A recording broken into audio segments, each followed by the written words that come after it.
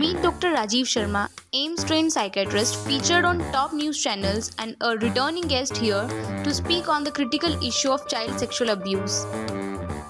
ये कॉलेजेस के अंदर, हॉस्टल्स के अंदर उस लड़के को इस हद तक सेक्सुअली अब्यूज किया गया कि बाद में जाके उसको एड्स हो गई and he then ultimately he died. 90 या 95% केसेस तो उनके द्वारा किए जाते हैं जिनको बच्चा जानता है। पर अगर घर के अंदर ही आपका कोई अंकल, चाचा, ताऊ है तो वहाँ पर ये रिपोर्टिंग नहीं होती है। शायद इसका कारण फैमिली रिस्पेक्ट होता है। और इवन जो रिलेटिव्स होते हैं जो बच्चों से ज्यादा ही प्यार दिखाएं, कई लोग कुछ ज्यादा ही किस्सियां करते हैं which makes child uncomfortable but they make fun of it। Parents बड़े फनी से नाम दे देते हैं। वजाइना को वजाइना ही कहना चाहिए, पेनिस को पेनिस ही कहना चाहिए, बट्स को बट्स ही बोलना चाहिए, ताकि बच्चा जब अनकंफर्टेबल फील हो तो वो शब्द का इस्तेमाल कर सके। इतना छोटा सा बच्चा देख करके आपको फीलिंग कैसे आ जाती है? सबसे बड़ा sexual teacher actually pornography sites. हम सेशन ले रहे थे मेंस्ट्रुअल साइकिल पे। तो एक लड़की ने खड़े होकर बोला था कि डॉक्टर राजीव ये बताइए कि लड़कों को क्यों नहीं बुलाया, उनको भी तो पता होना चाहिए हमें क्या प्रॉब्लम होती है। First it is moral policing which is far more important. Communication, openness, talking about it. अगर ऐसा कुछ होता है तो जितनी जल्दी पता लग सके, पहले तो हो तो जल्दी पता लग सके और उसको सजा मिल सके जिसने ऐसा किया है।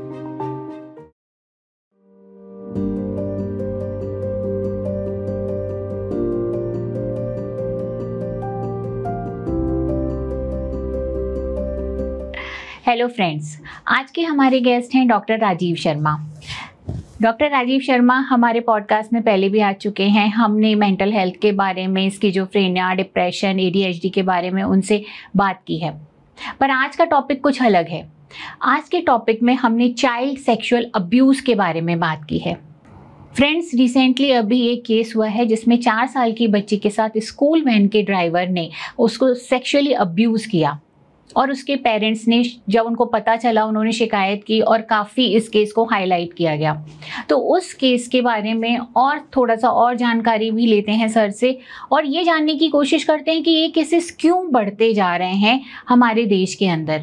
इतना सब कुछ करने के बाद भी लॉ आ गए हैं, पॉस्को हर जगह लागू किया जा रहा है, इतना स्ट्रिक्ट माहौल बनाते हुए भी ये केसेस बढ़ते ही जा रहे हैं। तो इसका क्या रीज़न है?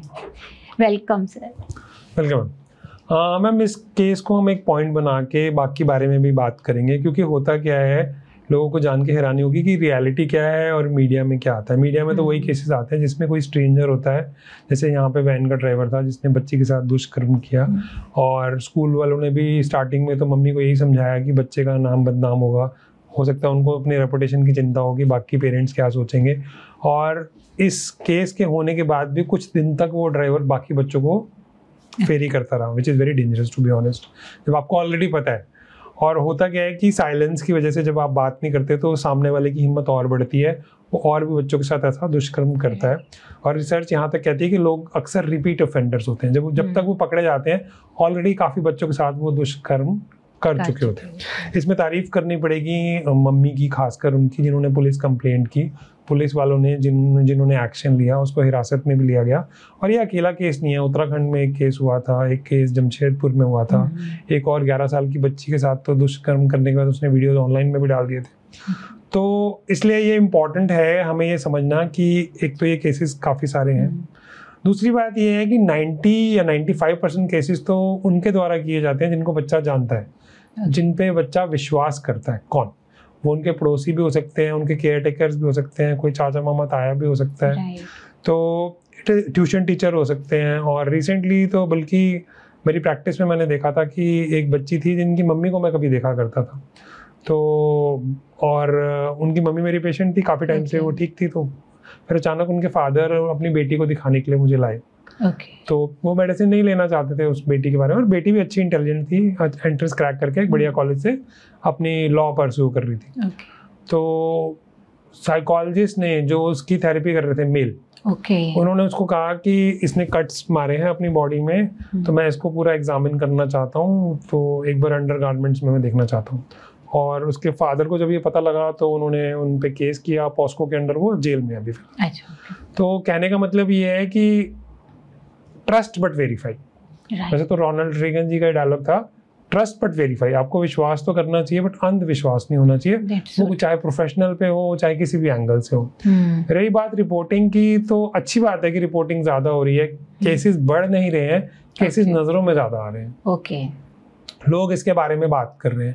जैसे डिप्रेशन पहले भी होता था बट लोग उसके बारे में बात नहीं करते थे, अब डिप्रेशन के केसेस बढ़ नहीं रहे हैं, पहले भी डिप्रेशन होता था बट लोगों को इसका एहसास हो रहा है। उसी तरह सेक्सुअल अब्यूज तो बहुत ही कॉमन रहा है, मतलब 4 में से 1 लड़की या 5 में 6 में से 1 लड़का, या कई बार तो ये भी बोला जाता है कुछ रिसर्चेज में अगर हर चीज़ को मान लिया जाए तो 2:1 की रेशो हो जाती है। और मैंने बहुत बार देखा है कि अगर मैं लेक्चर ले रहा हूँ या पेरेंट्स बैठे हैं तो उसमें अगर पेरेंट्स से पूछा जाए कि आपके साथ भी कभी ऐसा हुआ है, तो उनके चेहरों से और उनकी आंखों से, बिकॉज आप नहीं चाहते कि कोई हैंड रेज कराया जाए या इस तरह से बात की जाए, बट कई लोग खुल के फिर भी बात कर लेते हैं। और जैसे मी टू मूवमेंट्स आई थी और बाकी सारी चीज़ें हुई थी, तो होता क्या है कि जब भी चीज़ पब्लिक डोमेन में आती है, शब्द मिल जाते हैं लोगों को। जैसे डिप्रेशन एक वर्ड है जो लोगों को मिला तो वो अपने इमोशंस को एक्सप्रेस कर पाए, उसी तरह ये एक तरह से जो चीज़ है ये तब से हो रही है जब से इंसान पैदा हुआ है।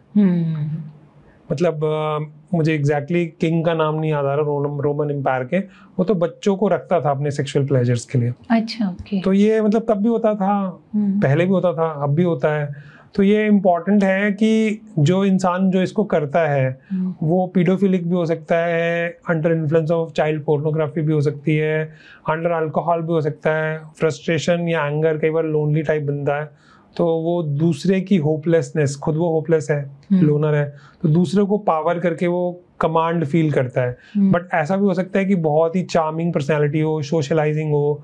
मुझे याद है मॉनसून वेडिंग मैंने पिक्चर देखी थी जिन दिनों मेरी शादी होने वाली थी, तो उसमें चाइल्ड अब्यूज का जिक्र था कि जो इंसान उनकी बेटी की एजुकेशन को फॉरेन में स्पॉन्सर करने वाला था यूएस में, उसी ने बचपन में उनका चाइल्ड अब्यूज किया था, and he was trying to abuse another child also, जो किसके बारे में बात करती है उस मूवी में। और उसके हाईवे मूवी आई थी जिसमें वो आलिया भट्ट का जो कैरेक्टर था वो बहुत ही रिच था बट उसके अंकल ने भी उसको अब्यूज किया था।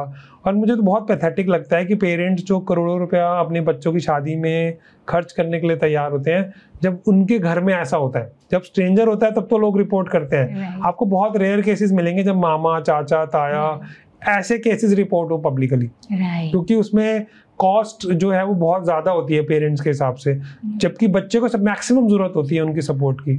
और मैं यहाँ पे एक पॉइंट ये भी क्लियर करना चाहूँगा कि ये लड़कियों के साथ नहीं, लड़कों के साथ भी होता है। और ऐसा नहीं है कि मेल्स ही करते हैं। जैसे अभी रिसेंटली मैंने एक यूट्यूब चैनल में डिस्कशन हो रहा था, तो उसमें वो बोल रहे थे कि फीमेल ड्राइवर्स रख लो, फीमेल्स कंडक्टर्स रख लो। ठीक है, मैं मानता हूँ एज ए प्रोफेशनल कि रिसर्च पॉइंट ऑफ व्यू से चांसेस कम हो जाएंगे, बट ऐसा नहीं है कि एक फीमेल लड़के को सेक्सुअली अब्यूज नहीं कर सकती।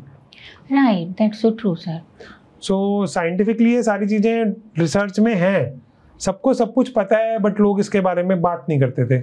अब लोग इसके बारे में बात करते हैं, ये बहुत अच्छी बात है। राइट, सो आप सर कह रहे हैं कि अब केसेस रिपोर्ट ज़्यादा हो रहे हैं, ये सब कुछ होता तो बहुत पहले से आ रहा है। राइट, आपने सर बोला कि ये घरों के अंदर कई बार बहुत होता है और जिसकी रिपोर्टिंग आई थिंक कम होती है। अगर बाहर के केसेस हैं उनकी रिपोर्टिंग तो अच्छे से हो जाती है, आप स्टैंड ले लेते हो, पर अगर घर के अंदर ही आपका कोई अंकल, चाचा, ताऊ है तो वहाँ पर ये रिपोर्टिंग नहीं होती है। शायद इसका कारण फैमिली रिस्पेक्ट होता है कि अगर घर की बात बाहर आ गई तो हमारे घर का नाम, हमारे परिवारों का नाम खराब हो जाएगा, इस वजह से। पर इसका मेंटल हेल्थ पे बहुत ही बच्चे की बुरा असर रहता है। हम कई बार तो ग्रैंडफादर्स ही होते हैं। राइट सर, रेयर केसेस में तो फादर्स भी होते हैं। Right, yes sir. This is not common incest, जिसको हमारी भाषा में बोलते हैं। इंसेस्ट कोई नया वर्ड नहीं है साइकोलॉजिस्ट या साइकियाट्रिस्ट के लिए। राइट, बट ये चीज़ें होती हैं, पहले भी होती थी, आगे भी होंगी। इनको प्रिवेंट किया जा सकता है, समझा जा सकता है, तो ये बहुत ज़्यादा इम्पोर्टेंट। बल्कि एक और अभी वेब सीरीज़ आई थी पताल लोक। पताल लोक में उस बंदे ने, जिसके शुरू में मर्डर हो जाता है, उसने अपनी एम्प्लॉय की वाइफ के साथ सेक्सुअल रिलेशनशिप बनाया, उससे जो उसकी बेटी हुई उसके साथ भी सेक्सुअल रिलेशनशिप बनाया। तो ये चीज़ अब अगर ये इतनी अजीब होती तो लोग इस पे ओवर रिएक्ट करते, उसको बैन करने की कोशिश करते। बिकॉज पीपल नो कि पीपल नो, राइट। ऐसा कुछ नहीं है कि किसी को नहीं पता, बट जैसे हमारी भी एज ए प्रोफेशनल रिस्पॉन्सिबिलिटी बनती है, क्योंकि इस तरह के वीडियोस को बहुत ज्यादा व्यूज नहीं मिलते हैं, लोग अंधेरे में छुप के देखते हैं, डिस्कस नहीं करते, would not like to share to anybody, but जिसको हिट करता है they can understand. Around 10 years back मैंने अपने बेटी के स्कूल में लेक्चर लिया था और मुझे बोला गया था कि आपको 6 से लेके 10 स्टैंडर्ड तक लेना है, तो मैंने कहा नहीं आप 5th से स्टार्ट कीजिए क्योंकि मेरी बेटी भी उसमें होगी तो जब मैं प्रेजेंटेशन दूंगा। जो लेक्चर प्लान था वो लगभग 20 मिनट का था और आप रिकॉर्डिंग देखेंगे तो 1 घंटा 11 मिनट की रिकॉर्डिंग है उस लेक्चर की, 25,000 व्यूज भी हैं और 9 साल पहले मैंने उसको अपलोड किया था। बट एक्चुअली वो डिस्कशन लगभग 2 घंटे तक चली थी और उसमें मैंने टीचर्स को रिक्वेस्ट की थी कि अगर आप बाहर चले जाएं तो ज़्यादा बेटर होगा। तो बच्चों ने बहुत खुल के बात की थी, लड़कियों ने भी लड़कों ने भी, और जो चाइल्ड हेल्पलाइन है 1098 उस बारे में बात हुई थी, और कुछ ने अपने दादा के बारे में बताया था, कुछ ने अपने पापा के बारे में बताया था। मतलब मुझे मुश्किल हो गया था हैंडल करना, और being a psychiatrist I M expert in this area. मैं उससे पहले भी गुड टच बैड टच पे काफ़ी लेक्चर्स ले चुका था। और मेरी अपनी बेटी भी उस ऑडियंस में थी और मैं चाहता था कि वो बहुत जल्दी ये सीख ले, बिकॉज हमारी फैमिली में भी एक केस हुआ था बचपन में और पेरेंट्स ने उसका साथ नहीं दिया था। Right. And I was in 11th standard when I came to know, and I feel very disgusted and bad. So I wanted to make sure it never happens with my own kid. तो मैंने अपने बेटी को तो उसमें था, but मैं उससे पहले भी उनको सिखा चुका था। कई लोग ये सवाल भी पूछते हैं कि बच्चों को एजुकेट करना कब शुरू करना चाहिए, तो बहुत ही दर्दनाक बात है, बट बच्चे सेक्सुअली अब्यूज तो 2 या 3 महीने की उम्र में भी हो सकते हैं सर। हाँ, कैसे जैसे रिपोर्ट हुए हैं इस तरीके के 2 या 3 महीने के। तो बच्चा जब से बोलना शुरू करता है, और अक्सर क्या होता है जब बच्चा छोटा होता है तो लगभग 24 घंटे वो हमारी नज़र में होता है, सोते हुए भी अक्सर। तो अगर कोई केयर टेकर है तो आपको खास ख्याल रखना चाहिए, बैकग्राउंड चेक कराना चाहिए। जो रिपीटेड ऑफेंडर्स होते हैं और इस तरह के लोग होते हैं बहुत ही ज़्यादा शातिर होते हैं, खासकर अगर आपने कोई नौकर रखा है या इस तरह से कोई बात है। और इवन जो रिलेटिव्स होते हैं जो बच्चों से ज़्यादा ही प्यार दिखाएं, ये बहुत ही इंपॉर्टेंट है कि पेरेंट्स, अगर जैसे कई बार होता है कई लोग कुछ ज़्यादा ही किस्सियाँ करते हैं which makes child uncomfortable, but they make fun of it. It is not comfortable, it is very scientific कि बच्चा का हक है कि वो अपनी बॉडी को कोई भी इस्तेमाल ना कर सके, उसमें बट्स को टच करना, प्राइवेट पार्ट्स को टच करना, इवन चेस्ट को टच करना। इसमें हम स्विम सूट रूल भी बोल सकते हैं कि स्विम सूट में जो भी आपके पार्ट्स ढके हुए होते हैं, खासकर फीमेल के मामले में, इवन बॉयज हैं तो nobody should be touching their chest. तो अगर मम्मी उनको नहला रही है या कपड़े उनके चेंज कर रही है या वो किसी डॉक्टर के पास जाते हैं for examination, in that time also the parent has to be present. It is not कि डॉक्टर उनको अकेला एग्जामिन करेगा। और तो दैट इज़ वेरी इंपॉर्टेंट। इसके अलावा कोई भी जो वर्ड, और फिर कोई भी उनको नहीं इस तरह की सिचुएशन में देख सकता, क्योंकि नॉर्मली ऐसे बच्चों को जो अब्यूज़र्स होते हैं वो क्या करते हैं, जो कोई भी हो सकते हैं, वो गंदे गंदे वीडियोज़ दिखाएंगे उनको, फिर उनको बोलेंगे हाँ चलो हम एक गेम खेलते हैं जिसमें वो कपड़े उतारेंगे या छुएंगे या इस तरह की बातें करेंगे। बच्चे को इस तरह के एहसास अनकंफर्टेबल लगते हैं बट वो समझ नहीं पाता। और कई बार क्या होता है, प्राइवेट पार्ट्स को ना पेरेंट्स बड़े फनी से नाम दे देते हैं। वजाइना को वजाइना ही कहना चाहिए, पेनिस को पेनिस ही कहना चाहिए, बट्स को बट्स ही बोलना चाहिए, चेस्ट को चेस्ट ही बोलना चाहिए, निपल्स को निपल्स ही कहना चाहिए, ताकि बच्चा जब अनकंफर्टेबल फील हो तो वो शब्द का इस्तेमाल कर सके। जैसे उदासी को हमने डिप्रेशन वर्ड से समझा कि उदासी एक बीमारी है, डिप्रेशन एक बीमारी है, उसी तरह शब्दों का होना बहुत ही ज़रूरी है कि प्राइवेट पार्ट्स को प्राइवेट नामों से ही बुलाया जाए, ताकि बच्चे जब एक्सप्रेस करें कि उसने मुझे कहाँ छुआ और उसकी वजह से मुझे अनकंफर्टेबल फीलिंग आई, अच्छा नहीं लगा, किसी ने हक किया। तो और ये एजुकेशन तभी स्टार्ट हो जानी चाहिए जब बच्चा बोलना शुरू करे। और ये एक ऑनगोइंग प्रोसेस है, ऐसा नहीं होना चाहिए कि आपने एक बार बता दिया। हर 2-3 महीने में इस बारे में खुल के बात करनी है, ताकि बच्चा ये समझ सके कि फर्स्ट लाइन डिफेंस तो फैमिली ही है। और अगर 90% अब्यूज़ नॉन लोग कर रहे हैं तो स्कूल में या बाहर तो चांसेस हैं, मैं मना नहीं करता, बट इसके चांसेस कहीं ज़्यादा हैं कि ये घर पर हो रहा हो। तो हर 3-4 महीने के बाद इस बारे में बात होनी चाहिए, खुल के बात होनी चाहिए, ताकि बच्चे को नॉर्मल लगे। क्योंकि जो सेक्सुअली अब्यूज़ करते हैं वो बच्चे को डराते हैं कि अगर तूने बताया तो हम तेरे माँ बाप को मार देंगे, हम ये कर देंगे, हम वो कर देंगे, जबकि उनमें हिम्मत नहीं होती है इतनी। और जब बच्चे अपने पेरेंट्स को हिम्मत करके बताते हैं तो अनफॉर्चुनेटली पेरेंट्स उनका साथ नहीं देते हैं, जिसकी वजह से उनकी ज़िंदगी भर मेंटल स्कार रहता है, जो कि अगर पेरेंट्स साथ दें तो वो हील भी हो सकता है। That's so true. बल्कि पेरेंट्स की ड्यूटी ये होनी चाहिए कि वो बोलें कि बेटा I am sorry, I will make sure कि हम आपको प्रोटेक्ट करेंगे, एंड जो जिसने गलती की है गलती उसकी है, क्योंकि बच्चा जब अनकंफर्टेबल होता है जाने अनजाने में वो समझ लेता है कि गलती मेरी है। उस प्रेजेंटेशन में मैंने लाइव जब बच्चों से पूछा था तो बच्चों को ऐसा लगता था कि गलती उनकी है। राइट, कहीं ना कहीं एक गिल्ट फीलिंग बच्चों के अंदर बहुत डीप पड़ी रहती है। उनको लगता है कि शायद उनके अंदर कोई प्रॉब्लम है जिसकी वजह से उनके साथ ऐसा किया गया है। राइट, और इसके स्कार्स लाइफ भर रहते हैं। मैम असल में होता क्या है कि जिन बच्चों के साथ 4-5 साल में होता है, लकी है तो उनके साथ किसी वजह से बंद हो जाता है। कि वो ट्यूशन टीचर चला गया, पड़ोसी चेंज हो गए, घर का माहौल बदल गया, पेरेंट्स ने एक्शन लिया और वो भूल गए। जब वो 13-15 साल के होते हैं और उनकी सेक्सुअल डेवलपमेंट होती है, वो प्यूबर्टी की एज में आते हैं, अब उनका मन करता है कि वो रिलेशनशिप बनाए, फ्रेंड्स बनाए। तो कई बार बच्चे अनकंफर्टेबल फील करते हैं और इसमें सैडली 2 तरह के रिएक्शंस हो सकते हैं। एक तो कि वो ट्रस्ट ही नहीं कर पाते, क्योंकि पहले 90% to 95% केसेस में उन्होंने विश्वास तोड़ा है जिन पे बच्चों को विश्वास था। तो सबसे पहले तो वो ट्रस्ट करना ही भूल जाते हैं, और उस पर अगर पेरेंट्स साथ ना दें तो कितना मुश्किल होगा। एज ए साइकोलॉजिस्ट मैम आप समझ सकते हैं। राइट। तो जब हाँ बोलिए मैम। सर, मेरी एक खुद की क्लाइंट थी, she was dealing with like really depression, बोलूँ कि नहीं बोलूँ, पर बहुत ज़्यादा उसका मेंटल ट्रॉमा था उसके अंदर, एंड रिलेशनशिप वो बना ही नहीं पाती थी। एक में जाती थी फिर दूसरे में जाती थी, कोई ट्रस्ट फैक्टर नहीं था। और बात करते हुए फिर यही सामने आया, उसके कोई कज़न था, मासी वासी का बेटा था, सेक्सुअली अब्यूज़ करता था।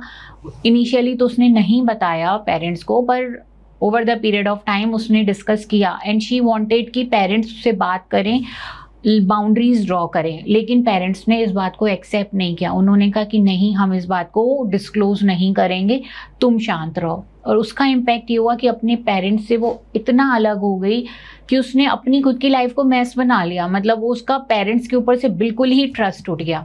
सो that's how it impacts to the child. Mental health तो खराब होती है, पेरेंट्स के साथ रिलेशनशिप पूरे तरीके से खराब हो जाते हैं। उसमें होता क्या है कि एक्चुअली जो बच्चे के साथ सेक्सुअल अब्यूज कर रहा है या दुष्कर्म कर रहा है, वो तो अपनी लाइफ एंजॉय कर रहा है और बाकी लोगों के साथ भी लगातार करता जा रहा है। राइट। लेकिन जिसके साथ हुआ उसकी भी लाइफ खराब हुई, उसके जो पेरेंट्स के साथ रिश्ते भी खराब हुए, गिल्ट, रिग्रेट, और बोलते हैं family secrets become toxic over a period of time. तो हम बात कर रहे थे, जैसे बच्चा जब 5-6 साल का होता है तब तो अनकंफर्टेबल फील करता है, कईयों के साथ तो सालों साल होता रहता है। राइट, क्योंकि फैमिली में तो कई बार पता भी नहीं चलता है, और पता नहीं चलता, बच्चा नहीं समझ पाता, वो गेम समझता है, उसके मन में खौफ होता है कि वो मेरे माँ बाप को कुछ ना कर दे। और बच्चा इतना छोटा होता है कि वो उस चीज को प्रोसेस ही नहीं कर पाता, उसके पास शब्द नहीं होते एक्सप्रेशन करने के लिए, वो अपने माँ बाप से डरता है। और वो कई बार तो होता है कि बच्चे को पेट में दर्द हो रहा है, उसके सर में दर्द हो रहा है, उसके ग्रेड्स डिक्लाइन हो रहे हैं, वो रोना शुरू कर देता है जब कोई पर्टिकुलर बंदा घर में आता है, बट पेरेंट्स उस तरह से समझ नहीं पाते या वो समझना नहीं चाहते, whatever is the reason. फिर जब वो 13-15 साल का होता है तो उसमें 2 तरह के रिएक्शन होते हैं, या तो वो सेक्सुअली ओवर इंडल्जेंट हो जाता है। Right. So that was happening with her, कि बहुत ज्यादा ओवरली सेक्सुअली इंडल्ज हो रही थी, किसी के साथ रिलेशनशिप में नहीं आ रही थी पर सेक्सुअली ओवर इंडल्जेंस हो रहा था, क्योंकि फिर वो उनको डिसइनिमेशन हो जाता है कि वो खत्म हो गया कोई भी बाउंड्री, वो किसी के साथ भी सेक्स कर रहे हैं बट फिर भी डीप रिलेशनशिप नहीं बना पा रहे। राइट। तो 13-15 साल में ये प्रॉब्लम्स आती हैं, प्रोमिस्कस बिहेवियर जो बोलते हैं, ओवरली सेक्सुअल। फिर मैंने बहुत सारे सेक्सुअल अब्यूज केसेस में, मैं आपने भी एज ए साइकोलॉजिस्ट देखा होगा, बॉर्डरलाइन पर्सनैलिटीज में एक रिस्क फैक्टर होता है चाइल्ड अब्यूज, खासकर सेक्सुअल अब्यूज। और एक और समस्या ये है कि जिनके साथ सेक्सुअल अब्यूज होता है उनके अब्यूज करने के चांसेस और बढ़ जाते हैं।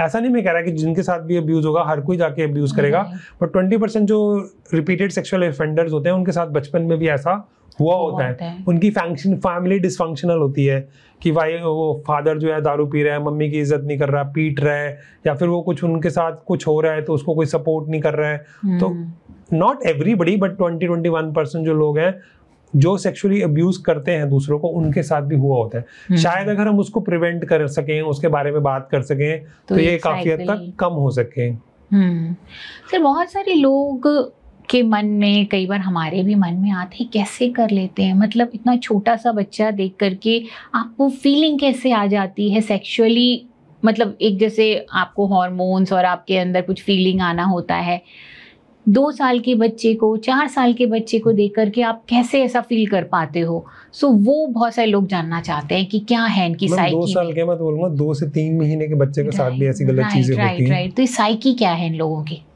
मैम एक्चुअली ये बहुत ही पेनफुल है, बट रियलिटी ये है कि इसमें से काफ़ी सारे लोग तो पीडोफिलिक्स होते हैं।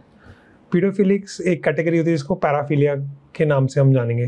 पैराफिलिया मतलब सेक्स का मेन पर्पस क्या है? बच्चे पैदा करना। और बच्चे कब पैदा कर पाएंगे? जब किशोरावस्था से आदमी अडल्ट हो जाएगा और कंसेंचुअल सेक्स होगा, मैरिज होगी या पार्टनरशिप होगी, जो भी सोसाइटी डिफाइन करती है। बट आप उस चीज़ से सेक्सुअली स्टिमुलेट हो रहे हैं जो इस प्रक्रिया के फेवर में नहीं जाती। इसमें एक ही एक्सेप्शन है, दैट इज होमोसेक्सुअलिटी, जिसको नॉर्मल माना जाता है। बाकी किसी भी तरह की सेक्सुअल एक्टिविटी जिससे अल्टीमेटली बच्चा नहीं पैदा होगा, उसको पैराफिलिया की कैटेगरी में रखा जाता है। अनफॉर्चुनेटली सबसे कॉमनेस्ट जो पैराफिलिया है वो पीडोफिलिया है। अच्छा, ओके। पीडोफिलिया का मतलब है कि सामने वाले का इंटरेस्ट बच्चों में है। हाँ, वो बच्चों के साथ दुष्कर्म करता है वो तो अलग बात है, उससे पहले वो फैंटेसाइज करते हैं, वो उस तरह की पोर्नोग्राफीज देखते हैं। अच्छा, ओके। और मुझे तो याद है बचपन में, मतलब जब मैं जवान हो रहा था तो मैंने आर्टिकल पढ़ा था कि Cambodia was a haven for paedophilics. अच्छा। तो मतलब स्पेशली फॉरेनर्स जो हैं उस पर्टिकुलर कंट्री में जाते हैं कि वो बच्चों के साथ सेक्स कर सकें। अच्छा, तो वो मैंने पढ़ा था। मैं ये नहीं कह रहा कि सिर्फ कंबोडिया में होता होगा, बाकी जगह भी हो सकता है, but that's what I am telling which I remember even I was not a doctor. तो ये लोग फैंटेसाइज करते हैं, इमेजिन करते हैं, ये प्लेजर डिराइव करते हैं उनकी हेल्पलेसनेस से, उनको धमका कर, उनको डरा कर। और मतलब अजीब या इंटरेस्टिंग बात ये भी है कि बहुत बार उनको मज़ा आता है इसमें और उनको कोई गिल्ट नहीं होता। उनको लगता है कि बच्चों ने कपड़े ऐसे पहने थे, मैंने उनको साथ ये कर दिया तो उनका बनता ही था। So they do not feel guilty. अगर वो गिल्ट फील करेंगे तो वो दोबारा शायद नहीं कर पाएंगे। Right. So that's why we they enjoy actually.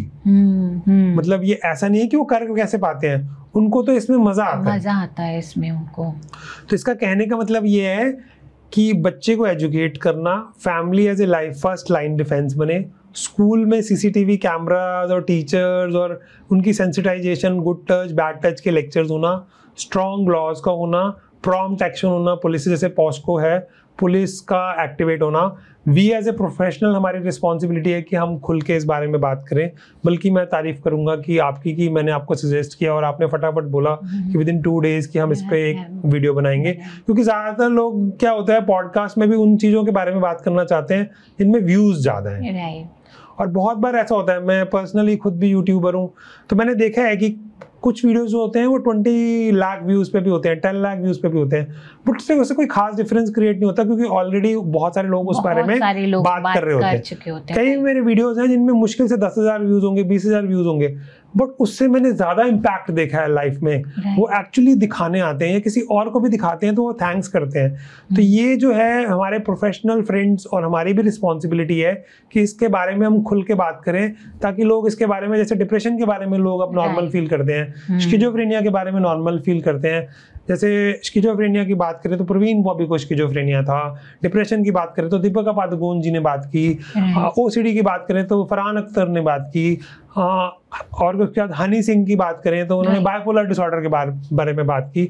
अगर मुझे ठीक से याद आ रहा है, जो सबसे मशहूर टीवी पर्सनैलिटी है यूएस की, ब्लैक है वो, मुझे लेडी का नाम नहीं याद आ रहा, शायद वो प्रेसिडेंट के लिए भी खड़े होने वाली थी, जिन्होंने कार्ड्स दी थी अपने एक शो में, तो उन्होंने अपने सेक्सुअल अब्यूज के बारे में खुल के बात की थी। She is a very influential figure. एक मिनट देख ही लेना गूगल में, एक बार चेक करके बताइए। वो शो था मैम, क्या नाम था उस बंदे का? ओपरा विंफ्री। हाँ, राइट। हाँ, तो याद आया मैम, ओपरा विंफ्री ने भी अपने सेक्सुअल अब्यूज की बात की थी, अगर मैं करेक्ट हूँ।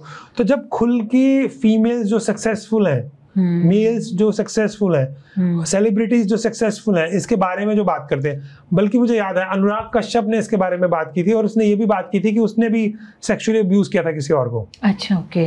When he was in college time. Anurag Kashyap की जो काल्की, क्या नाम है उनका, उन्होंने भी बात की। हाँ, राइट, उनकी वाइफ जो है काल्की। हाँ, राइट। बाद में तो खैर उनका डिवोर्स हो गया।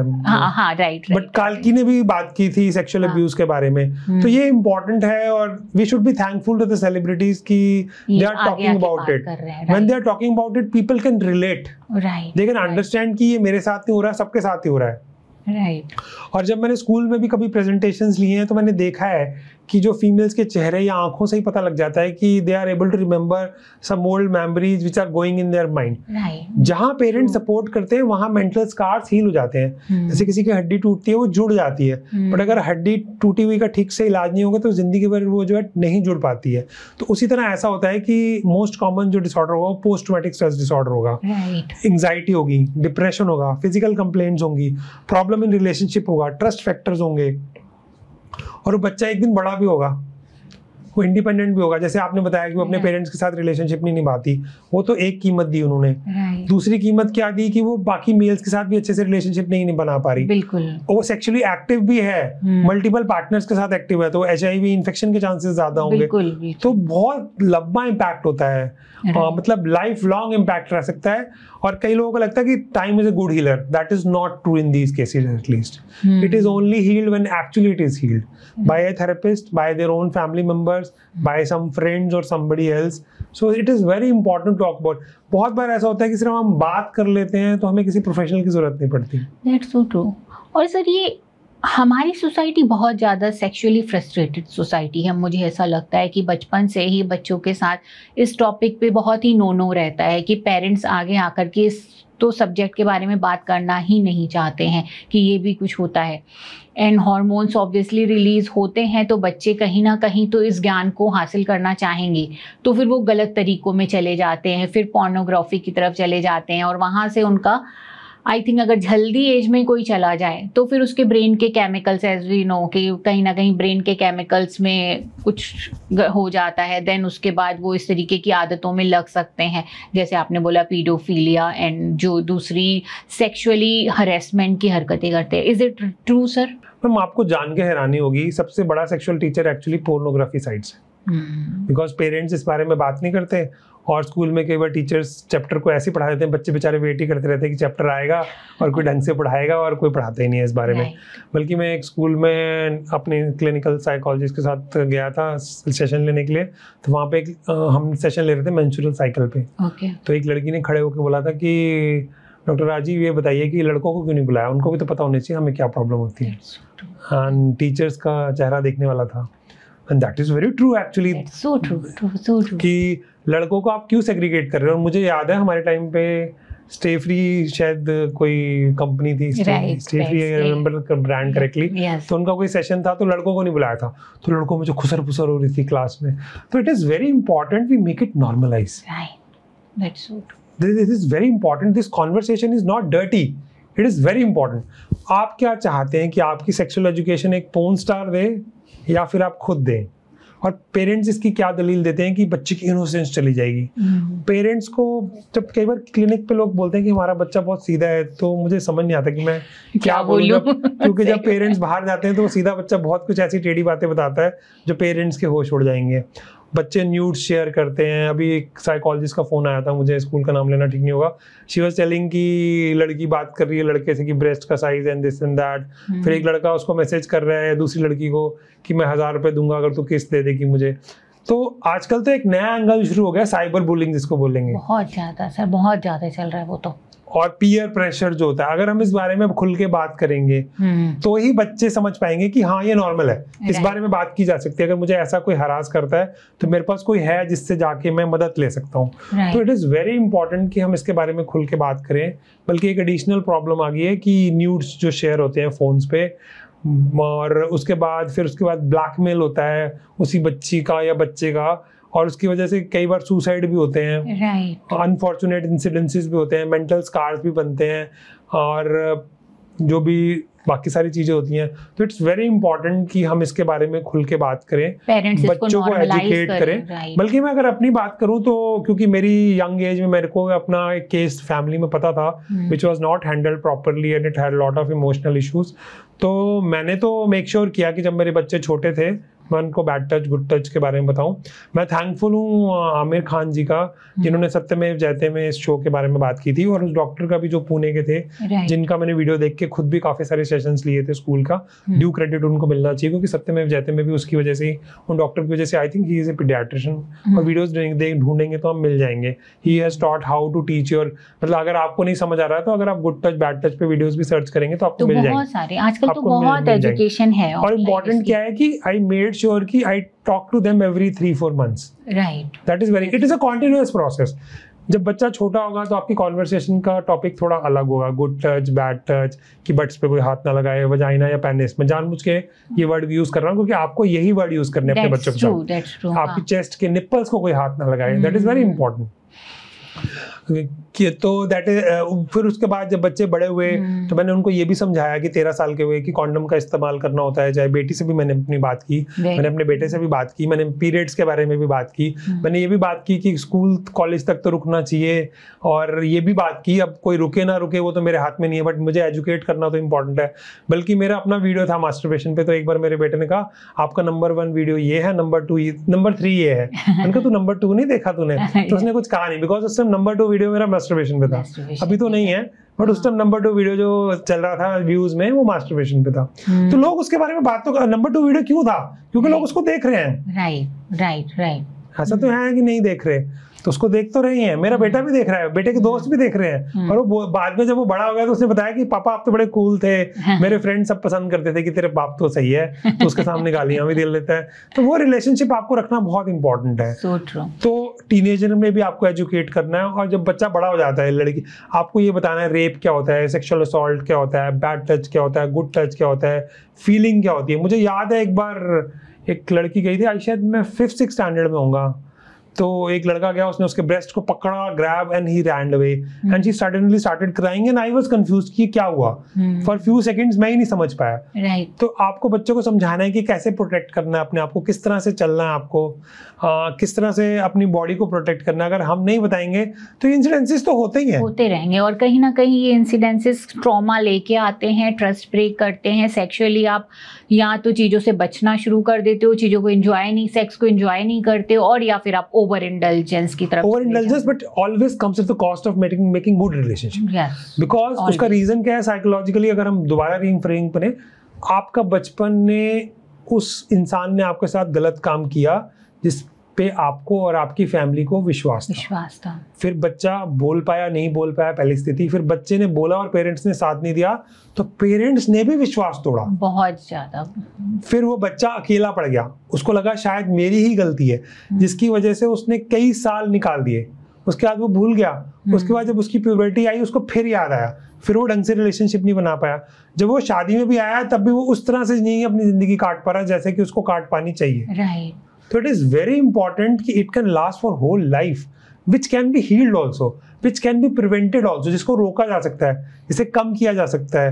और ये तभी पॉसिबल है जब बचपन से बच्चे को बात हो, पेरेंट्स को समझ आए कि वो कैसे बात करेंगे. और अब तो कोई रीज़न ही नहीं है, आप यूट्यूब वीडियोस देखिए, मिलकर देख लीजिए, डिस्कस कर लीजिए. नहीं आपसे होता तो आप एक प्रोफेशनल साइकोलॉजिस्ट से मिल लीजिए, तो वो आपको एक्सप्लेन कर दें. क्योंकि कई बार हमारे क्लिनिक में भी होता है कि साइकोलॉजिस्ट मैम बोलते हैं कि मैं कैसे बात करूं मास्टरबेशन के बारे में, मैं कैसे बात करूं पीरियड्स के बारे में, ये तो बहुत गंदी बात है. मुझे याद है मेरी एक सिस्टर ने मेरे साथ डिस्कस किया था कि उसकी फ्रेंड को पता लगा कि उनका बेटा पोर्न देख रहा है. अच्छा. तो मैंने कहा ये तो ट्राई करते हैं, आप रेगुलरली देख रहा है, कंज्यूम कर रहा है, वो आपका सवाल तो मुझे ध्यान आ गया. हाँ. तो उसके भी वो हम बच्चे को बताएं कि पोर्नोग्राफी गलत है, क्यों गलत है.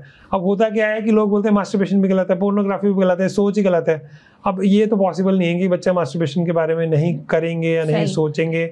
बोला तो यही जाता है कि 99% लड़के और 75% लड़कियां मास्टरबेट करती हैं. तो it's completely healthy and normal. हमारी बुक में तो ये लिखा भी हुआ है कि it is a natural process of developing your sexuality. Pornography normal नहीं है. पोर्नोग्राफी इज लाइक, जैसे मूवीज में हम देखते हैं कि लड़के ने लड़की को देखा, प्यार हो गया और उनका दोस्ती हो गई. That is not what really it happens. तो पोर्नोग्राफी में वो चीजें दिखाई जाती हैं जो प्रैक्टिकली सेलेबल है, वो रियलिस्टिक नहीं है, उससे अनरियल इमेजेस क्रिएट हो जाती हैं. उसमें फीमेल को ऑब्जेक्टिफाई बहुत ज्यादा किया जाता है. और पोर्नोग्राफी मेल्स के लिए बनती है क्योंकि मेल्स को विजुअल स्टिमुलस ज्यादा अच्छा लगता है. फीमेल्स कम पोर्नोग्राफी कंज्यूम करती हैं बिकॉज उनके लिए इमोशनल ज्यादा होता है. वो मिल्स एंड मून्स के सॉफ्ट पोर्नोग्राफी वाले नॉवल पढ़ना ज्यादा पसंद करेंगी rather than brutal kind of situation. और कई बार compared to girls, boys go into some, वो अब और चाहिए, so they go for unnatural things like sex with animals, sex with children. क्योंकि वो बॉडी का हार्मोनल मैकेनिज्म ही उनका ये सब कुछ देख करके बिगड़ जाता है. देन उनका control power, I think ma'am कई बार तो अगर कोई 12-13 साल की उम्र से पोर्नोग्राफी देखना शुरू करता है, 20 साल तक उनको इरेक्शन ही बंद हो जाता है लड़कों को, कि वो सेक्सुअली इंपॉर्टेंट इतना ज्यादा वो। क्यों? अब आप सिंपल एग्जांपल लीजिए ना, आप खीर ही खा रहे हैं, खाना नहीं खा रहे, राइट, आप खाना खा रहे हैं, कभी कभार खीर खा रहे हैं, इट्स ओके, सही बात, चलेगा, लेकिन आप खाई खीर रहे हैं 3 टाइम, तो आपको वो फिर वो क्वालिटी नहीं लगेगी। मैंने अपनी क्लिनिकल प्रैक्टिस में मल्टीपल ऐसे केसेस देखे हैं जो अपनी वाइफ के साथ सेक्स नहीं कर पा रहे बट मास्टरबेट कर पा रहे हैं। तो मेरा पहला सवाल होता है, आप मास्टरबेट करते हैं तो आप इमेजिन करके करते हैं या पोर्न देख के करते हैं? तो कहते हैं पोर्न देख के करते हैं। अब उनकी वाइफ कैसे वैसा करेगी जो एक पोर्नोग्राफी स्टार करती है? सही बात है, ठीक है मैम। तो उनको मैंने बोला कि आप पोर्न बंद कर दो। अब जोकिंग हो जाएगा, उन्होंने कहा सर मैं हमारे आपकी वजह से बच्चा हो गया। नहीं, बच्चा तो आप ही ने किया, मैंने कुछ नहीं किया। तो उस बंदे ने 1.5 साल के लिए पोर्नोग्राफी छोड़ी। अच्छा, उसके बाद जाके वो अपनी वाइफ के साथ नॉर्मल सेक्स कर पाया। फिर 2-3 साल की शादी के बाद उनका बच्चा हुआ। और ऐसा मैंने एक नहीं, इट्स अ ह्यूज कॉस्ट। मतलब अगर आप पोर्नोग्राफी का आपको एडिक्शन हो जाए तो आप अपनी एक्चुअल सेक्सुअल लाइफ एंजॉय ही नहीं कर पाते हो, मतलब अपनी वाइफ के साथ रिलेशनशिप एंजॉय नहीं कर पा रहे हो। कि आप मास्टरबेट करके तो एंजॉय कर पा रहे हो, राइट, बट आपकी जो पार्टनर है आप उसके साथ सेक्स ही नहीं कर पा रहे, राइट। और कितना पार्टनर के लिए फिर फ्रस्ट्रेटिंग हो जाता है रिलेशनशिप पर, मैरिजेस पे बनाती हैं, एंड बहुत सारे यू आर राइट। और कई बार जब रिश्तेदारों में ये बात खुलती है तब तो ये बातें तो खुल जाती हैं। हाँ, राइट, ये सेक्सुअल अब्यूज की तरह नहीं छुपती, राइट, क्योंकि ऑब्वियसली विमेन जो फ्रस्ट्रेट हो रही है, परेशान हो रही है, बच्चा क्यों नहीं हो रहा, बच्चा क्यों नहीं हो रहा है, ऑल दैट स्टफ। तो कहीं ना कहीं दैट्स ट्रू सर। सर अभी आपने एक बात बोली थी कि बच्चों को, मैं कहता हूँ कि एटलीस्ट आपको कॉलेज करने तक का या अपनी जॉब लेने तक के लिए तो रुक जाना चाहिए। सो ये एडवाइस आप क्यों देना चाहेंगे बच्चों को कि वो अपने इन अर्जेस को थोड़ा सा होल्ड कर लें और वेट करें राइट टाइम का? देखो मैम, कोई किसी भी चीज जो प्लेजरेबल है और उसकी एक सही उम्र है और सही तरीका है। अब प्रॉब्लम क्या है, मैं ऐसा क्यों बोलता हूँ कि रुक जाओ, इसका मतलब मैं तो प्रमोट कर रहा हूँ कि आप शादी से पहले सेक्स कर लो। अब चक्कर क्या है, मैंने तो एक बल्कि की वीडियो बनाया जिसके बहुत सारे व्यूज नहीं है कि what is the right time to lose your virginity and with whom and at what place. Actually तीनों चीजें इंपॉर्टेंट है, right, with whom you are doing that, why you are doing that, but whether the place is safe or not, that is very important. अब ठीक है उसके views हैं या नहीं है, but that is a very important topic which everybody, and मैं ये नहीं कह रहा सब करें, जिससे नहीं रुका जा रहा तो कम से कम कॉन्डम का इस्तेमाल तो करें, और अगर कॉन्डम का इस्तेमाल करें तो सही जगह पे तो करें, प्रोटेक्टेड वे में तो करें। ऐसा ना हो कि वो पकड़े जाएं और कोई उनको हरास करे, ब्लैकमेल करे, और कई बार पुलिस वाले भी ब्लैकमेल करते हैं अगर वो पकड़े जाते हैं पब्लिकली। आई नो पीपल जिनकी एंगेजमेंट हो गई थी, वो किस कर रहे थे इनअप्रोप्रिएटली पब्लिक स्पेस में, फिर 25,000 रुपए दे के छूटे, जिसकी जो औकात है उतने में छूटता है वो।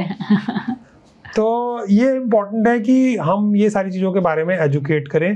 देखो, एक तो हम सेक्सुअल हेल्थ है, टीनेज में एक्सपेरिमेंटल एज होती है, तो रिसर्च में देखा गया है कि जैसे सिगरेट फूकने की बात है, हमारी क्लास में भी जब मैं स्कूल में था 7th 8th में जो लोग सुट्टा मारना शुरू करते हैं वो मारना शुरू कर देते हैं। लेकिन रिसर्च ये देखी गई है कि अगर आप 12th तक रुक जाते हैं तो आपके एडिक्टिव होने के चांसेस 4 गुना कम हो जाते हैं, whether it is alcohol, whether it is tobacco. फिर उसमें क्या होता है, मैं इसका एग्जांपल इसलिए ले रहा हूँ कि पहले लाइटली लोग समझ सकें, जिससे वो रिलेट, फिर हम सेक्स पाएंगे। तो उसी तरह अगर फिर उसकी एक गेटवे थ्योरी होती है। गेटवे थ्योरी क्या होती है कि अगर आपने सुट्टा नहीं मारा, आपने दारू नहीं पी, तो आप गांजे तक नहीं पहुंच पाएंगे। गांजे या स्मैक पे पहुंचने के लिए आपको सुट्टा या आपको अल्कोहल तो के थ्रू तो जाना ही पड़ेगा। मतलब अगर आप ग्रेजुएशन करना चाहते हैं तो आपको 12th तो करनी ही पड़ेगी ना। तो उसी तरह अगर आप सेक्सुअलिटी में रुक जाते हैं तो आपका अभी फ्रंटल कॉर्टेक्स डेवलप हो रहा है, आपकी डिसीजन मेकिंग एबिलिटी अच्छी नहीं है। हो सकता है पीयर प्रेशर में, आउट ऑफ क्यूरियोसिटी, आप कुछ ऐसी हरकतें कर दें जिसके बाद आप सामने वाला आपका गलत इस्तेमाल करे। जरूरी तो नहीं है कि वो सेम एज का होगा, अक्सर ये होगा कि वो आपसे बड़ी उम्र का होगा और वो आपको मैनिपुलेट करे। फिर कई बार ऐसा भी होता है, अनफॉर्चुनेट इंसिडेंट्स होते हैं, बट ये रियलिटी है कि एक लड़के के साथ आपने कुछ सेक्स किया, फिर वो ब्लैकमेल करता है या फोटोज खींच लेता है, वो बाकी लड़के भी उसके साथ सेक्स करते हैं। तो इस तरह की वाहिया चीजों से आप बच जाएंगे। If you indulge in sexual activity, you will indulge with somebody whom you trust and you really want to enjoy. अब प्रॉब्लम क्या है कि हमारे टाइम में, अब I got married when I was 27। Now people don't even start think about marriage before 30s and I thought I was late by 2-3 years। कि मतलब मैं ऑनेस्टली बोलूंगा, जो मैं अपनी टीचिंग क्लासेस में भी बोलता था नीट पीजी की, कि जब मैं मेरी एमबीबीएस की जॉब लगी तो मैं अपने घर वालों को बोलता था शादी करा दो। उसका मेन रीजन यही था कि कैरेक्टर ठीक है यार, कुछ तो मौका दो। तो अब मैं फिर उसके बाद अलग बात है कि मेरी एमडी में सिलेक्शन हुआ, उसके बाद मेरी शादी हुई कि चलो बेटर ऑप्शन मिल जाएगा when I get a post graduation degree. तो दिल तो सभी का करता है, जब मेरा मन करता था तो मेरे बच्चों का मन क्यों नहीं करेगा और बाकी लोगों का मन क्यों नहीं करेगा। बट सही तरीका ये है कि आप 18-20 साल तक अगर रुक जाते हैं तो आप बेटर डिसाइड कर पाएंगे, पार्टनर सिलेक्शन आपका बेटर होगा। ब्रेन डेवलपमेंट जैसा आपने बोला कि वो हमारी कॉग्निटिवली चीज़ों को हैंडल करने की पावर बढ़ जाएगी, अदरवाइज वो शायद थोड़ा लूज हो जाती है, देन आप एडिक्शन की तरफ जाने के आपके चांसेस बढ़ जाते हैं। दूसरे लोग मैनिपुलेट कर लेंगे, राइट, और आप एक गलत पार्टनर को चूज कर लेंगे जो गलत ढंग से आपका इस्तेमाल करेगा, चाइल्ड इन्फेक्शन के चांसेस हो जाएंगे, बढ़ जाएंगे। टीनेज, यूएस तो बहुत डेवलप्ड कंट्री है बट उसमें भी टीनेज प्रेगनेंसीज बहुत ज्यादा होती हैं unwanted. Right right, that is lack of dysfunctional families. हमारी फैमिलीज फार बेटर है compare to US, right, in terms of security and whatever we may say, still we are better when it comes to social support and security। कि आज भी हम बड़ों को इज्जत देते हैं, कम देते हैं, पहले से ज्यादा देते हैं, वो एक अलग मुद्दा है बट उनसे तो ज्यादा ही देते हैं। That's so true, sir. So अगर आप 20 साल की उम्र तक रुक जाएंगे तो आपकी डिसीजन मेकिंग एबिलिटी बेटर होगी, आप एजुकेटेड डिसीजन लेंगे, चाहे आपने करना है चाहे आपने नहीं करना है। और आप सेफ प्लेस ढूंढेंगे, सेफ बंदा ढूंढेंगे, सेफ बंदी ढूंढेंगे, क्योंकि बहुत बार अनप्रोटेक्टेड सेक्स कर लेते हैं। मैंने देखा है अपने क्लिनिक में, पेरेंट्स को तो नहीं बताते बट बच्चे मुझे बताते हैं they don't want to use condom कि नेचुरल होना चाहिए। अब उसमें क्या है कि अगर आपके साथ कोई सेक्स कर रहा है वो किसी और के साथ भी कर रहा है और वो इन्फेक्शन लाइफ लॉन्ग रह सकते हैं। हेपेटाइटिस बी है, HIV है, पूरी गोनोरिया है, सिफिलिस है, फिर वो पता नहीं लगता। सही बात है। और उसके बाद कई इन्फेक्शन जो है वो बच्चों में भी ट्रांसमिट होंगे। तो अगर हम डिले कर देते हैं किसी भी चीज को, और वैसे भी ये IIT वालों को पैकेज ज्यादा क्यों मिलता है कंपेयर टू बाकी बच्चों के, because they have sacrificed, studied hard to get selected. तो एक ही जॉब में हो सकता है कि IIT वाले को 20 लाख मिले और दूसरे इंजीनियर को 4 लाख मिले, बिकॉज उस बच्चे ने पेशेंस दिखाई, उसने सेक्रीफाइस किया, उसने सिलेक्शन किया, वो प्रूव कर चुका है कि वो मेहनती है, उसमें क्षमता है कि वो अपने इमोशंस को रोक सकता है। तो उसी तरह अगर कोई भी जो डिले ग्रेटिफिकेशन कर सकता है, it is one of the sign of maturity. तो जब मैंने अपने बच्चों को ये सिखाया कि भैया कॉलेज तक रुक जाना, बाद में भी रुक जाओ तो बहुत अच्छी बात है, बट अब रुकते हैं नहीं रुकते वो तो उनकी अपना मर्जी है। बट लेकिन it's important, it is not कि मैं उनको कोई सोशली बहुत हाई फाई बनाना चाहता हूँ। It is important medically also. Right. Your body is not ready. You land up with infections. If in case of girl pregnancy, then lot of complications, humiliated, guilt, and बाद में क्या होता है, लड़कियां बड़ी हो जाती है, लड़के बड़े हो जाते हैं, वो एक दूसरे के लिए सपोर्टिव होते हैं। जब बच्चे छोटे होते हैं इस तरह की बहुत ज्यादा हो जाता है, तो which can be difficult for the child to handle. And majority of the child would not be able to communicate with the family, or they will communicate, family would not know how to react. And they would not seek professional help, नहीं लेंगे, वो बाकी लोगों से मिलेंगे नहीं, तो cost will be huge. So that was the answer for your question, ma'am. Sir बहुत सारे इंसिडेंसेस सुने हुए हैं, और अब मेरे हस्बैंड के एक फ्रेंड हैं जो बचपन से ही आई थिंक 5th-6th से ही वो कॉलेज उसमें चले गए थे, हॉस्टल में बहुत ज़्यादा सेक्सुअली अब्यूज़ किया जाता है, जो बड़े होते हैं रैगिंग के नाम पर इस हद तक किया जाता है कि बच्चों की सेक्सुअली जो है उनका, जो हमने बोला कि प्रॉब्लम्स होनी शुरू हो जाती हैं, पार्टनर्स बनाना और ये सारा कॉम्प्लिकेशंस आना शुरू हो जाता है। और एक तो मैंने ऐसा केस सुना कि जिसमें उस लड़के को इस हद तक सेक्सुअली अब्यूज़ किया गया कि बाद में जाके उसको एड्स हो गई and he then ultimately he died.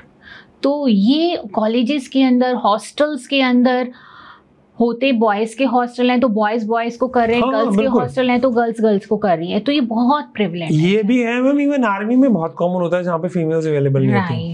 Right.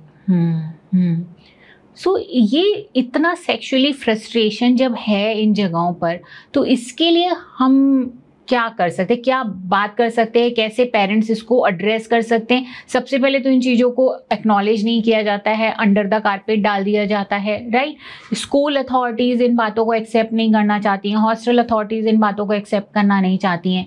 तो कैसे इन लोगों को आगे लाया जाए कि at least start acknowledging, create awareness around it? देखिए मैम, सबसे पहले तो बच्चे को एजुकेट करना दैट इज़ मोस्ट इम्पॉर्टेंट। उसको शब्द सिखाना, उससे रेगुलर कम्युनिकेशन में और बातचीत में रहना, उसको ये समझाना कि इस बारे में बात करना नॉर्मल है, अगर आपके साथ ऐसा होता है तो आप प्लीज़ हमें बताएं। और अगर रैगिंग की बात कर रहे हैं, मुझे तो याद है हमारे टाइम तो हमारे कॉलेज में तो ऐसा नहीं हुआ था, बट मैंने सुना था कि कुछ कॉलेजेस में ऐसी रैगिंग होती थी कि कैंडल लाइट डांस हो रहा है, वो एनुअल ओपनिंग में मोमबत्ती लगा के वो जला के, फिर इस तरह इस लेवल की रैगिंग होती थी।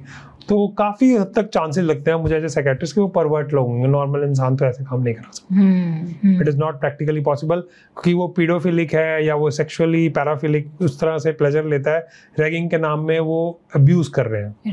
राइट। मुझे एक और इंसिडेंस याद है कि एक लड़की सीनियर ने जूनियर को कहा लुक एट माई बॉल्स, तो उसने ब्रेस्ट की तरफ देखा तो उन्होंने आई बॉल्स, तो उसने झापड़ मारा उसको। मतलब शी इज एंजॉयिंग, वो तो प्लेजर ले रही है उससे, मतलब रियल इंसिडेंस बता रहा हूँ मैं आपको। तो ये इस बारे में हम बात नहीं करेंगे, इसके बिना तो बात नहीं बनेगी। और डिफेंस पहली तो फैमिली ही रहेगी, कम्युनिटी का रोल तो बाद में आएगा, लॉ का रोल तो बहुत बाद में आता है। राइट। कितनी बार पड़ोसियों में लड़ाई होती है, कितनी बार केस होते हैं, 10-20 में से कोई एक केस होगा जब होगा तो। सही बात है। तो it is moral policing which is far more important, कि communication, openness, talking about it, that is very important, कि इसके बारे में खुल के बात हो। और अगर ऐसा कुछ होता है तो जितनी जल्दी पता लग सके, पहले तो हो तो जल्दी पता लग सके और उसको सजा मिल सके जिसने ऐसा किया है। अब मैं एक और इंसिडेंट है, जैसे मैं तो हिमाचल से MBBS किया है, इंदिरा गांधी मेडिकल कॉलेज से। उसी टाइम काचरू जी थे जिनका बेटा था, उसकी टांडा मेडिकल कॉलेज में रैगिंग हुई थी। अच्छा। और he died. Okay. He died because of the ragging, because if I remember correctly उसको पेशाब करने के लिए बोला था उस पे हीटर पे, and उसको इलेक्ट्रिक शॉक लगा and he died. Okay. उसके father took the things to such a level कि आज रैगिंग नहीं होती। मेरा बेटा भी सिलेक्ट हुआ, उसके कॉलेज में कोई खास रैगिंग नहीं है, बल्कि जो सीनियर्स हैं वो डरते हैं। अभी उसका एडमिशन हुआ लॉ अच्छे कॉलेज में, तो उनमें रैगिंग में था कि कोई फट्टू है या कोई बात नहीं करना चाहता तो वो जाओ। तो सीनियर का कहने का मतलब था कि कोई जो हमारी कंप्लेंट करना चाहता है तुम निकल जाओ। और मेरे बेटे ने जिस चीज़ के लिए मना किया, पिछले महीने उसका एडमिशन हुआ है, तो उन्होंने ज़बरदस्ती उससे कुछ नहीं कराया। तो सारा क्रेडिट उस फादर को जाता है जिसने अनफॉर्चुनेटली मेडिकल में, मतलब कितना होनहार बच्चा होगा जो सिलेक्ट हुआ और उसके बाद उसको खो देना, सो पेनफुल। तो और मुझे याद है जब हमारे टाइम रैगिंग होती थी, व्हेन आई वाज 18, तो अभी I'm 50, 32 ईयर्स पुरानी बात, टीचर्स भी साथ देते थे उनका जो रैगिंग करते थे। हाँ, इसको बड़ा ही नॉर्म माना जाता है कि आप मिलजुल रहे हो। हाँ। क्या मिलजुल रहे हो? As a psychiatrist I am a very strong personality, मतलब I was the first hosteller. मैं तो खिच भी था काफी, तो खिच मतलब जो अपनी कॉमन लैंग्वेज में क्या स्मार्ट एंड चन type, how to handle things, but many people are sensitive. Now as a psychiatrist I understand. Right. मुझे तो फर्क नहीं पड़ा, बट कई लोग बिकम वेरी अनकंफर्टेबल। 2-2 साल हॉस्टल नहीं आते थे, हम उनको फट्टू बुलाते थे। बट ठीक है, somebody is sensitive, that's okay. सही बात है। ये जो ट्रेडिशन चल रहे हैं, जो नॉर्म्स बना के रखा हुआ है कि एक दूसरे से मिलने जुलने के नाम पर आप रैगिंग करो, तो भाई सामने वाला अभी तो नया नया आया ही है, एंटर किया ही है, उसको कंफर्टेबल करने के बजाय, उसको मे बी बुला करके बात करने की बजाय चलो पार्टी दे देते हैं, चलो फ्रेशर्स आए पार्टी दे देते हैं। बल्कि I was very happy, 2 freshers party थी मेरे बेटे की, तो बहुत अच्छी बात है। So that's the way it should be done. उसमें भी 3 लोग भंड हुए दारू पी के और उसमें भी क्या हुआ कि 2 तो लड़कियां भंड हुई थी जिनके लिए एम्बुलेंस आई। अच्छा। अब उसमें क्या होता है कि पेरेंट्स ने कभी आजादी नहीं दी। अब आप कॉलेज में सिलेक्ट हो गए तो आपको तो होता है फुल ऑन। राइट। लड़का है तो सांड को छोड़ दिया और लड़की है तो वो भी होगी जो होना। I know. It is very important कि it should be you talk. मतलब अब मैं तो साइकियाट्रिस्ट हूँ, तो मैं तो खुल के बात करते ही हूँ। तो मैंने अपने एक बार मेरा बेटा मुझसे गाली देके बात कर रहा था, तो उसको दोस्त बोल रहे थे किससे बात कर रहा था, अपने बाप से कर रहा हूँ। तो वो कहता कि यार अपना बाप मुझे दे दे। तो बच्चे बात करना चाहते हैं, पेरेंट्स बैरियर बनाते हैं। That's so true. और बच्चे शायद ये सब फेस करते हुए पेरेंट्स के पास इसीलिए नहीं आते क्योंकि पेरेंट्स ने वो स्पेस ही नहीं दिया है। पेरेंट्स बात ही करना नहीं चाह रहे। ये टॉपिक को ऐसा नो बना रखा है उन लोगों ने कि बच्चे फेस अकेले करते रहते हैं। हम नॉर्मल कॉन्वर्सेशन ही नहीं करते बच्चे से, नॉर्मल भी नहीं करते। पर ये एरिया तो बहुत ही ग्रे है। ये तो मतलब यहाँ पर तो कुछ आप बात ही नहीं कर सकते पेरेंट्स के साथ। And that's creating a lot of mass in kids life और फिर अडल्ट होकर के बल्कि आपने तो बीइंग ए साइकोलॉजिस्ट काफी सारी केसेस देखे होंगे, 30 साल 32 साल 35 साल उनके बच्चे हो गए बट अभी भी उनकी जिंदगी नॉर्मल नहीं है। सही बात है, दैट्स सो ट्रू सर। सो यार सर एंडिंग नोट पे आप हमारे व्यूअर्स को क्या बताना चाहोगे कि क्या उनको करना चाहिए, ये जो सेक्सुअल हरेसमेंट खासकर बच्चों का हो रहा है उसके लिए as a society, as a family, we know parents को तो बहुत ध्यान रखना ही चाहिए, पर as a society what should we do? देखो मैम, पुरानी कहावत तो यह है, एक पूरा गांव लगता है बच्चे को रेस करने के लिए। So true. ठीक है मैम। तो स्टार्ट तो होगा ये बच्चे को प्रोटेक्ट करना जब वो छोटा है, हमेशा trust but verify. There is no मामा, नो चाचा, नो दादा, नो नानी, नाना नानी, व्हाटएवर, जिसके ऊपर आप ब्लाइंड फेथ करेंगे। बहुत सारे वीडियोस आते हैं जिनमें सीसीटीवी में मेड स्कूट रही होती हैं बच्चों को या उनका दूध पी रही होती हैं। सो ये भी एक एंगल है। अगर आप खाने पीने का ध्यान रख सकते हैं तो उनकी सेक्सुअल हेल्थ का भी आपको ध्यान रखना पड़ेगा। सही शब्दों को सिखाना, पेनिस को पेनिस ही बोलना है, वजाइना को वजाइना ही बोलना है, हिप्स को हिप्स ही बोलना है। कोई नोनू मोनू इस तरह के वर्ड्स नहीं देने हैं ताकि बच्चा कंफ्यूज हो जाए या उसको गेम समझने लगे। It is a serious thing, it is your private part and nobody has the right to touch you. और जैसे वो कई रिश्तेदार ज्यादा ही हक करते हैं, किस करते हैं, तो that should be a red flag. क्यों कर रहे हैं भाई? जब बच्चा कंफर्टेबल नहीं है तो क्यों कर रहे हैं? और वो हंसते भी हैं, मैंने देखा है, खुद देखा है। हाँ बिल्कुल हंसते सर। तो वैसे नहीं करना। या कई बार मैंने देखा है कि प्राइवेट पार्ट्स को तो नो बुला के कई तो खींचते भी हैं, कई कुछ करते हैं। मतलब अगर मैं अपने बचपन की बातें याद करूं और मैंने जो देखी हैं चीजें कि कोई शादी हो रही है तो ऐसे ही बोल रहे हैं, तेरे तो नोनू गिर गया, ये वो बच्चा चेक कर रहा है गिर गया कि नहीं गिर गया। This is nonsense. Why these conversations are allowed? Parents should raise their voice there and then only. Then as a society हम बच्चे की नहीं, जिसने किया है उसको सजा मिलनी चाहिए। He is wrong. और ज्यादातर ये लोग डरपोक होते हैं, कुत्ते की तरह होते हैं जो भौंकते रहते हैं, बट अगर आप पत्थर मारोगे तो भाग जाते हैं। बिल्कुल राइट। एक सिंपल जो फॉर्मूला होता है, नो गो एंड टेल।